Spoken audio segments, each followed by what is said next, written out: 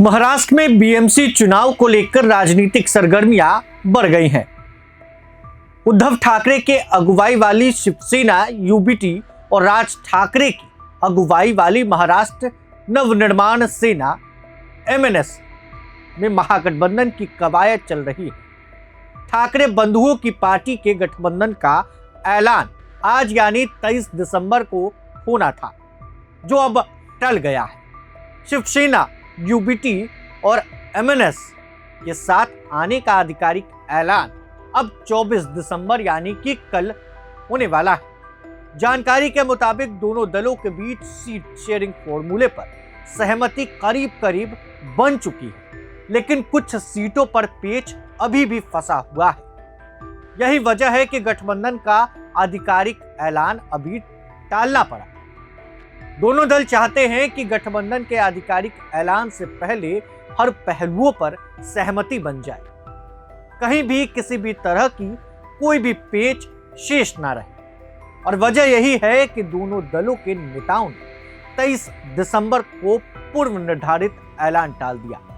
बताया जा रहा है कि उद्धव ठाकरे की शिवसेना यूबीटी पिछले बीएमसी चुनावों में जीती अपनी 84 सीटों में 12 से 15 सीटें राज ठाकरे की पार्टी को देने के लिए बिल्कुल तैयार बैठी है। इस पर राज ठाकरे की पार्टी ने सहमति भी जता दी है। ये ऐसी सीटें हैं जहां के पार्षद एकनाथ शिंदे की अगुवाई वाली गुट में शामिल हो चुके हैं। जीती सीटों को लेकर दोनों दलों में सहमति बन चुकी है, लेकिन पेच फंसा हुआ है उन सीटों पर जिन्हें शिवसेना के लिहाजे से कठिन माना जाता रहा है।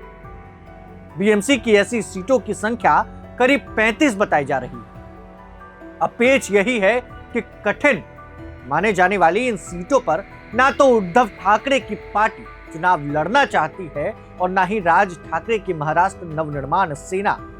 दोनों ही दल बीच का रास्ता निकालने की जोड़ आजमाइश कर रहे हैं, कोशिशों में जुटे हुए हैं।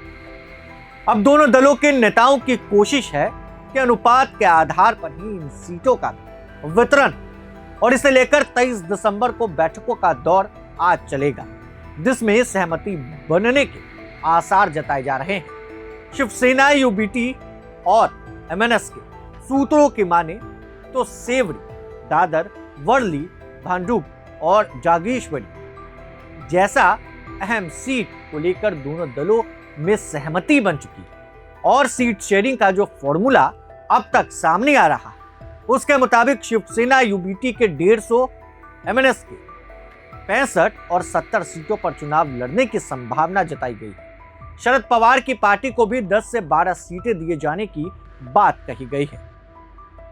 और दोनों के गठबंधन को लेकर अब महाराष्ट्र के सियासी गलियारों में अलग अलग तरह की बातें सामने आने लगी हैं। राजनीतिक सरगर्मियां बढ़ रही हैं और हर एक अपडेट प्रभात खबर आप तक पहुंचाता रहेगा। बने रहें हमारे वीडियो के साथ। बने रहने के लिए आपका बहुत बहुत शुक्रिया। हमारे चैनल को सब्सक्राइब कर ले, हमारे फेसबुक पेज को फॉलो करना, वीडियो को लाइक शेयर करना ना भूलें। शुक्रिया। प्रभातखबर.com, विश्वास वही, रफ्तार नहीं।